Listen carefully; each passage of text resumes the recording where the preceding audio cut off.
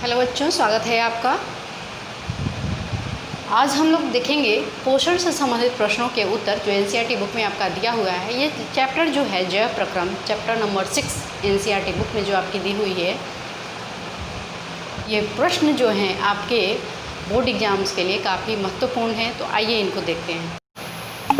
इससे पहले हम लोगों ने जैव प्रक्रम जो चैप्टर है इसके अंडर पौधों में, जंतुओं में और मनुष्य में पोषण कर लिया है। देखिए, जो फर्स्ट क्वेश्चन है आपका, स्वयं पोषी तथा विषम पोषी में क्या अंतर है। तो कभी भी इस तरह का क्वेश्चन अगर पूछा जाता है अंतर बताने वाला, तो हम क्या करेंगे कि 2 कॉलम बना लेंगे और एक तरफ स्वयं पोषी और दूसरी तरफ विषम पोषी लिखेंगे, या जो कोई भी अंतर करने के लिए दिया रहेगा एक लाइन खींच करके इनके बीच में हम तुलना लिख देंगे। फर्स्ट देखिए, स्वयं पोषी। स्वयं पोषी क्या होता है और विषम पोषी क्या होता है हमने पहले पढ़ लिया है, लेकिन इनके बीच में डिफरेंस जो है उसको है, उन दोनों को साथ के साथ हम लोग यहाँ पे दर्शाने की कोशिश कर रहे हैं। स्वयं पोषी देखिए, वे जीव जो प्रकाश संश्लेषण की क्रिया द्वारा सरल अकार्बनिक यौगिक, सरल अकार्बनिक यौगिक कौन कौन सा होता है, कौन सा रॉ मटेरियल का यूज करता है प्रकाश संश्लेषण में पौधा, कार्बन डाइऑक्साइड और जल, है ना। तो ये जो है आपके अकार्बनिक यौगिक हैं, और इन अकार्बनिक यौगिक का प्रयोग करके वो क्या करता है, जटिल कार्बनिक पदार्थ बनाता है। क्या जटिल कार्बनिक पदार्थ है आपका, कार्बोहाइड्रेट, जो कि मैंने यहाँ पे ब्रैकेट में दिखाया है, का निर्माण करते हैं, स्वयं पोषी कहलाते हैं। वैसे जीव जो आपका प्रकाश संश्लेषण की क्रिया द्वारा सरल अकार्बनिक पदार्थों का प्रयोग करके जटिल कार्बनिक पदार्थ बनाते हैं, उसको स्वयं पोषी जीव कहते हैं। और ये क्या करते हैं, भोजन के लिए स्वयं पे निर्भर रहते हैं, स्वयं अपना भोजन तैयार करते हैं। उसका यहाँ पे इक्वेशन आप दिखाएंगे। और 6CO2 + 6H2O क्या है, क्लोरोफिल कहाँ उपस्थित है, पत्तियों में, और ये सूरज के प्रकाश की उपस्थिति में आपका कार्बोहाइड्रेट बना है, C6H12O6 + 6O2। ये जो स्वयं पोषी हैं, यहाँ पे देखिए इसी का सेम यहाँ पे क्या अंतर है विषम पोषी का स्वयं पोषी से। तो वे जीव जो कार्बनिक पदार्थ और ऊर्जा को भोज्य पदार्थ के रूप में अन्य जीवित या मृत पौधों या जंतुओं से ग्रहण करते हैं। ये जो अपना भोजन है वो किसी अन्य जीव से, वो जीव चाहे मरा हुआ हो या फिर जिंदा हो, क्या संभावना हो सकती है, या तो जीव हो सकता है, जंतु हो सकता है, या फिर पौधा भी हो सकता है। वो पौधा भी या तो लिविंग हो या फिर डिकेइंग हो, सड़ा हुआ हो, और उससे ये अपना भोजन ग्रहण करते हैं, इसी को विषम पोषी जीव कहते हैं। और ये अपना भोजन स्वयं तैयार नहीं कर पाते। विषम पोषी जीव अपने भोजन के लिए दूसरे पर निर्भर करते हैं, और यहाँ पे ये किसी अन्य पर अपने भोजन के लिए निर्भर नहीं करते हैं। उदाहरण आप देंगे, सभी हरे पौधे क्या होते हैं, स्वयं पोषी होते हैं, अपना भोजन खुद तैयार कर लेंगे। युग्लिना में भी क्लोरोफिल होता है, जिसकी वजह से अपना वो भोजन खुद ही बना लेता है। इस तरह से युग्लिना भी आपका स्वयं पोषी हो गया। युग्लिना एक तरह का एनिमल है। और यहाँ पे विषम पोषी में देखिए, युग्लिना को छोड़ दीजिए, उसको छोड़ के जितने भी आपके एनिमल्स हैं, जितने जंतु हों, वो सारे क्या होंगे, विषम पोषी होंगे।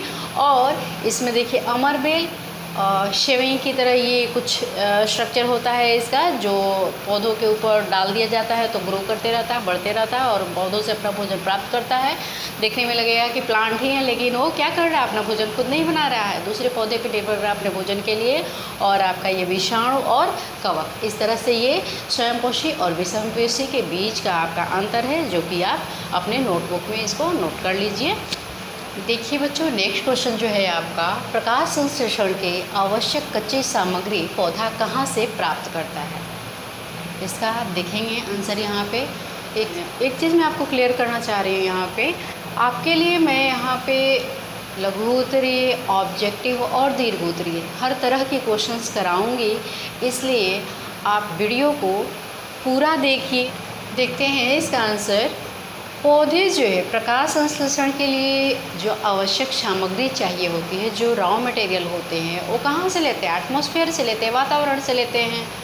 उसमें कौन कौन से रॉ मटेरियल हैं, अभी पिछले क्वेश्चन में स्वयं पोषी वाले में भी हमने देखा था प्रकाश संश्लेषण के लिए क्या क्या लेता है और क्या बनाता है। वही चीज़ यहाँ पे स्टेटमेंट में लिख देंगे। एग्जाम में जो भी इस तरह का क्वेश्चन आपसे पूछा जा रहा है वहाँ पे देखिए ये क्लोरोफिल कॉमा दिया है मैंने, यहाँ पे लिख देंगे पादपों की हरी पत्तियों में विद्यमान रहता है। और जो सेकेंड है प्रकाश, कॉमा दे करके लिखेंगे, या कॉमा अगर नहीं देखते हैं तो लिखेंगे क्या, प्रकाश वे सूर्य से प्राप्त करते। कौन, पौधे।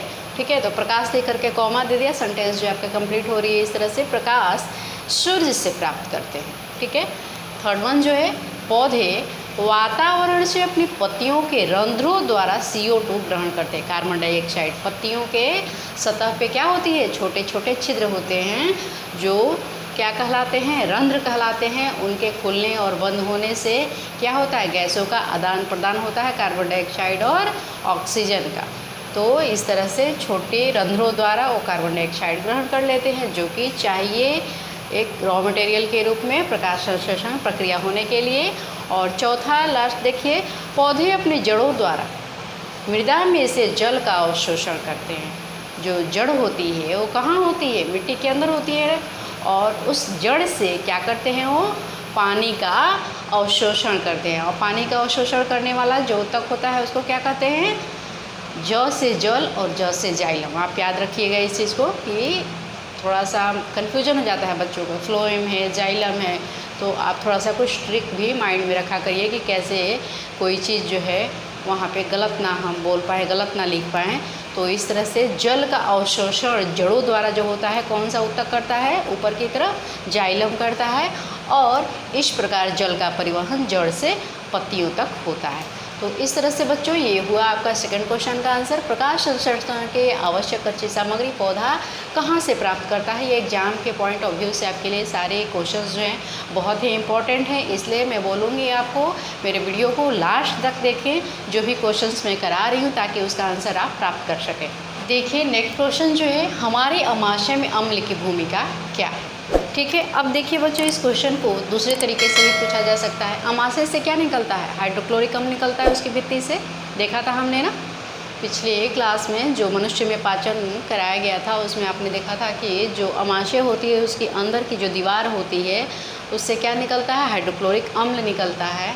और वही यहाँ क्वेश्चन पूछा जा रहा है कि अमाशय में अम्ल की भूमिका क्या होती है, क्या है, या दूसरे शब्दों में इस तरह से क्वेश्चन पूछा जा सकता है कि अमाशय से स्रावित होने वाले हाइड्रोक्लोरिक अम्ल HCl की पाचन में क्या भूमिका है। मनुष्य के अमाशय से जो हाइड्रोक्लोरिक अम्ल स्रावित होता है कैसे कार्य करता है, आइए देखते हैं इसको, देखते हैं इस क्वेश्चन को, हमारे अमाशय में अम्ल की भूमिका क्या है। ठीक है, तो ये अमाशय की भित्ति में जो जठर ग्रंथियाँ होती हैं, ये देखिए आपका अमाशय, इसकी इस अमाशय की वाल से जो अंदर की ये वाल होती है, अंदर की ये जो वाल है उससे क्या निकलती है, हाइड्रोक्लोरिक अम्ल निकलती है। और इसकी ये किस ग्रंथियों से होकर निकलती है, जठर ग्रंथियाँ। इस वाल पे बहुत सारी ग्रंथियाँ होती हैं जिसको जठर ग्रंथि कहा जाता है, और हाइड्रोक्लोरिक अम्ल का उससे उत्पादन होता है। और ये जो अम्ल है वो क्या करता है, यहाँ पे जो भी भोज्य पदार्थ आते हैं उसको अम्लीय बना देता है। ये अपना एक अम्लीय माध्यम तैयार किया रहता है, क्योंकि ये अम्ल है हाइड्रोक्लोरिक अम्ल, और जैसे ही उसके कांटेक्ट में जो भी भोज्य पदार्थ आते हैं वो सारे क्या हो जाते हैं, अम्लीय हो जाते हैं। और ये जो हाइड्रोक्लोरिक अम्ल है वो क्या करता है, पेप्सिन एंजाइम की क्रिया में सहायक होता है। और जो भोज्य पदार्थ यहाँ पे स्टोर होते हैं, इकट्ठे होते हैं आकर के, कुछ घंटे तक यहाँ आपके अमाशय में रहते हैं, वहाँ पर इसको सड़ने से भी बचाता है। इसके अलावा ये जो HCl है, हाइड्रोक्लोरिक अम्ल, अगर किसी तरह से बाय मिस्टेक अगर कोई भी बैक्टीरिया वगैरह हमारे फूड में आ जाते हैं, हमारे स्टमक तक पहुंच जाते हैं, अमाशय तक पहुंच जाते हैं, तो ये क्या करता है, उनको किल कर देता है। ड्यू टू इट्स एसिडिटी, अपने अम्लीय गुण के कारण उसको ये क्या करता है, मार देता है। और यहाँ पे ये जो आपका पाइलोरिक रीजन है, जो भी यहाँ पे फूड आपका चर्न हो गया, काइम बन गया, जो कि काफ़ी फाइन पार्टिकल्स में ब्रेक डाउन होने के बाद उसको हम काइम बोलते हैं, काइम बन गया, उस क्या होगा, आपका डिओडेनम में जाएगा ना, ग्रहणी में जाएगा। ये सी आकार की यहाँ पे जो इस तरह से आगे कंटिन्यू होएगी, ग्रहणी में जाने के लिए क्या होगा, ये पाइलोरिक रीजन जो है यहाँ पे स्फिंक्टर लगा होता है, जो जिससे क्या होगा, ये फूड ओपन होएगी यहाँ पे स्फिंक्टर, और ये आगे की तरफ अवरोधनी जिसको हिंदी में बोलते हैं खुलेगी और ये आगे की तरफ मूव करना शुरू कर देगा। लेकिन ये जो पाइलोरिक रीजन पे स्फिंक्टर है, अवरोधक है, उसको ये खुलने और बंद होने पर भी कंट्रोल करता है, नियंत्रण रखता है। कौन? आपका हाइड्रोक्लोरिक अम्ल। इस तरह से यह निष्क्रिय एंजाइमों को सक्रिय अवस्था में भी लाने का काम करता है। आप बच्चों की तरह, जिस तरह से निष्क्रिय अवस्था में बच्चे होते हैं और टीचर्स उनको क्या करते हैं, एक्टिव स्टेज में लाते हैं, सक्रिय अवस्था में लाते हैं। तो ये अम्ल जो है हाइड्रोक्लोरिक अम्ल एक तरह से टीचर का रोल प्ले कर रहा है। चलिए देखते हैं नेक्स्ट क्वेश्चन, पाचक एंजाइमों का क्या कार्य है। जो यहाँ देखिए, जब हम जटिल पदार्थों को भोजन के रूप में ग्रहण करते हैं, क्या खाते हैं हम लोग? कार्बोहाइड्रेट, फैट, प्रोटीन, यही सारी चीज़ें होती है ना जो खाते हैं भोजन के रूप में। और ये सारे क्या होते हैं? कॉम्प्लेक्स फूड होते हैं, जटिल पदार्थ होते हैं। और यही यहाँ पे लिखा हुआ है, जब हम जटिल पदार्थों को भोजन के रूप में ग्रहण करते हैं, पाचक एंजाइम द्वारा जटिल पदार्थों को सरल अणुओं में बदल देते हैं। पाचक एंजाइम कहाँ से निकलती है? आपकी दीवार से निकलती है, वहाँ से के। और वहाँ पे जो जटिल आपका अणु है, कार्बोहाइड्रेट सरल अणु में किस चीज़ में बदल जाता है? ग्लूकोज में। प्रोटीन का सरल अणु कौन सा होगा? अमीनो अम्ल होगा। वसा का वसा अम्ल या ग्लिसरॉल, ये आपके स्मॉल मॉलिक्यूल हो जाएंगे, छोटे आपके अणु हो जाएंगे। और सरल अणुओं को जो क्षुद्रांत है आसानी से अवशोषित कर लेता है। क्षुद्रांत मीन्स छोटी आंत में ही सारा भोजन का पाचन होता है ना, जो कि पिछले क्लास में हमने देखा है। और वहाँ पे जो छोटी आपकी आंत है, क्षुद्रांत है, उसकी दीवारों में बहुत सारे फिंगर्स लाइक प्रोजेक्शंस होते हैं। आउटग्रोथ जो होती है, अंगुलीनुमा प्रवर्ध होते हैं, जिसको क्या कहते हैं? दीर्घरोम कहते हैं। और ये दीर्घरोम जो है सतह को बढ़ा देती है, सतही क्षेत्रफल जो होता है उसको बढ़ा देती है। इसलिए ज़्यादा से ज़्यादा यहाँ पर आसानी से भोज्य पदार्थों का अवशोषण हो जाता है। और इस दीर्घरोम में जो आपके ब्लड वेसल्स, रक्त वाहिकाएँ हैं, उसके द्वारा जो भोज्य पदार्थ है, भोजन है, भोजन का जो छोटा कण है, अब क्या कर लिया जाता है? अवशोषित करके हर एक कोशिका तक पहुंचा दिया जाता है, जहां पर कोशिका को उसके द्वारा एनर्जी मिलती है। देखिए इसमें नेक्स्ट क्वेश्चन जो है आपका क्वेश्चन नंबर 5, पचे हुए भोजन को अवशोषित करने के लिए क्षुद्रांत को कैसे अभिकल्पित किया गया है? क्षुद्रांत का क्या रोल है उसमें पचे हुए भोजन को अवशोषित करने में? इसका मतलब हुआ क्वेश्चन का। देखिए यहाँ पे पचे हुए भोजन को क्षुद्रांत की भीति अवशोषित कर लेती है। पता है, छोटी आंत है, क्षुद्रांत है, उसकी दीवार जो है अंदर से, उसमें बहुत सारे क्या होते हैं? अंगुलीनुमा प्रवर्ध निकले होते हैं। ये देखिए लिखा हुआ है यहाँ पे, क्षुद्रांत के आंतरिक स्तर पर अंगुली जैसे एक प्रवर्ध होते हैं, जिसको क्या कहते हैं? दीर्घरोम कहते हैं। ये देखिए पिछला डायग्राम में मैंने बनाया था। बच्चों जो भी इस तरह का क्वेश्चन पूछा जाएगा आपका, बीच बीच में आप इस तरह से खुले डायग्राम दे सकते हैं। इससे अच्छा एक इम्प्रेशन जाता है नोटबुक में और आपको मार्क्स स्कोर करने में काफ़ी सुविधा होती है। मैं आपके लिए अति लघु उत्तरीय, वस्तुनिष्ठ प्रश्न और दीर्घ उत्तरीय प्रश्न लेकर इस तरह से टॉपिक वाइज आऊँगी।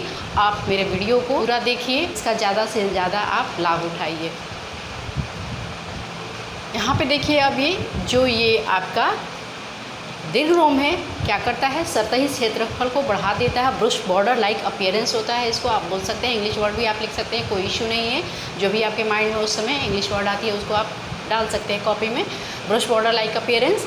और जैसे ब्रश हमारे होते हैं उसमें कितने सारे ब्रिसल्स होते हैं, काफ़ी फाइन ब्रिसल्स होती हैं ना, तो इस तरह से यहाँ पे भी अपीयरेंस कुछ उसी तरह का हो जाता है, जिससे कि क्षेत्रफल बढ़ जाता है और शोषण करने में भोज्य पदार्थों को काफ़ी सहूलियत होती है। इसमें रुधिर वाहिकाएँ होती हैं, बहुत सा ज़्यादा होती हैं, और ये आसानी से भोजन को अवशोषित करके कोशिका के प्रत्येक सेल तक, शरीर के प्रत्येक कोशिका तक पहुँचाने का काम करती है। ठीक है, और ये जो भोज्य पदार्थ प्रत्येक कोशिका तक जाएगा तो वहाँ पे क्या होगा? उससे उसको भोजन से क्या मिलेगी? ऊर्जा मिलेगी। और वियर एंड टियर जो भी हुआ रहेगा कोशिका में उसका रिपेयर होगा, मरम्मत होगा, और इस तरह से नए ऊतकों का निर्माण भी होता है। और यहाँ पे पोषण से संबंधित जो भी आपके एनसीईआरटी बुक में इम्पोर्टेंट क्वेश्चंस थे वो मैंने करा दिया। धन्यवाद। कि एग्जाम पॉइंट ऑफ व्यू से मैं लघु उत्तरीय प्रश्न, वस्तुनिष्ठ प्रश्न और दीर्घ उत्तरीय प्रश्न टॉपिक वाइज कराते रहूँगी।